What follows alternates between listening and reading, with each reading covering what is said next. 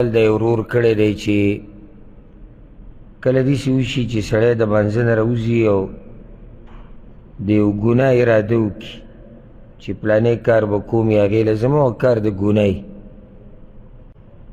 نو د دې سړي دا مونځ به صحیح او که نه.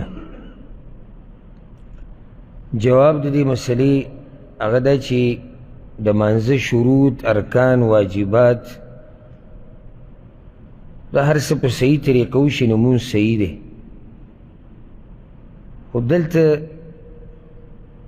دا خبره یاده کوي چې کله مونځ د سړي په زړه باندې اثر نه کوي که نه، او دا سړی د ګناهونو نه منع نه کړي او په ده کې دینداري را نه شي، نو پوه شي چې دې مانځه کې لازم څه نه څه کمیش دی. ځکه چې قرآن کې الله سورة العنکبوت کې واقم الصلاة ان الصلاة تنهى عن الفحشاء والمنکر، مونځ کوه، مونځ سړی منع کوي د فحاشۍ نه او د ناروا کارونو نه. او دا سړی چې منع نه شو د ناروا کارونو نو دې به دا مطلب نه چې د الله په دې خبره کې شک دی. د الله په خبره کې شک نشتی، بیا شک د ده په دې مانځه کې دی. مونځ خو سړی د ګناهونو نه منع کوي او دی منع نه کړو، نو دا مونځ هغه مونځ نه دی کوم مونځ چې سړی د ګناهونو نه منع کوي، او هغه مونځ چې هغه خالص د الله دپاره او د پیغمبر په طریقه وي،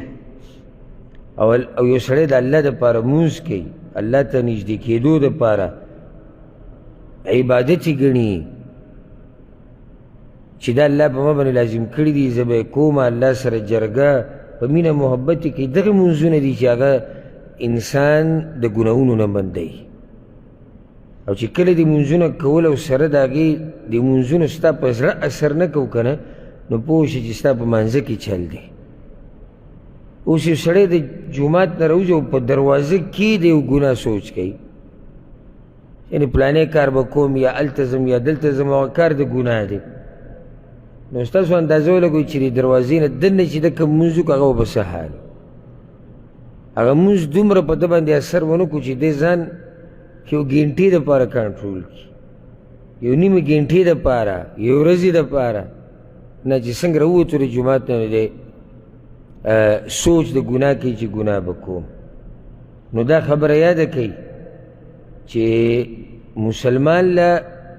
اوس د روز سوال کړی چې دا مونځ به صحیح و که نه، سوال دا پکار و چې دې مونځ زما په زړه اثر ولې ونه کړو چې زه یې د ګناهونو نه منع کړی، دا سوال پکار. نه زه هر قسمه ګناه کوم خو چې دا مونځ به زما صحیح و که نه،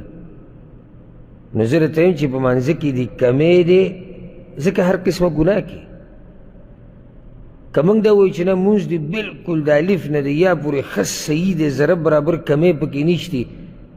نو بیا خو والعیاذ بالله د الله په خبره کې به کمی او هغه کېدی نه شي. الله وایي چې مونځ سړی د فحاشۍ نه ګناهونه منع کوي، او دا سړی منع نه کړو، او ته ورته وایي چې مونځ دې بلکل برابر دی د الف نه د یا پورې ښه صحیح دی، هېڅ کمی پکې نشتي، داسې خو نشي کېدی. که کېدی شي نشي کېدی. نو مانځه کې کمی دی ځکه د سړي په ایمان کې کمی دی، او ځکه وله د مانځه په زړه باندې اثر نه دی کړی. سوال دا پکار دی چې الله به دا مونځ چې زما په زړه اثر نه کوي دا به الله زما نه قبول کړي او که نه، او وجه د دې څه ده، او زه څه وکړم چې زه د ګناهونو نه بند شم. د دې نه مناسب سوال دغه سوال ده کوم چې ما ذکر کړو. مونځ یو سړی وکړو، ارکان واجبات یې پوره دي، راووتو مونځ خو صحیح دی، خو سوچ دې خبره کې وکړه چې آخر دا مونځ ستا په زړه ولې اثر نه کوي. لازم څه نه څه چل خو به یې که نه،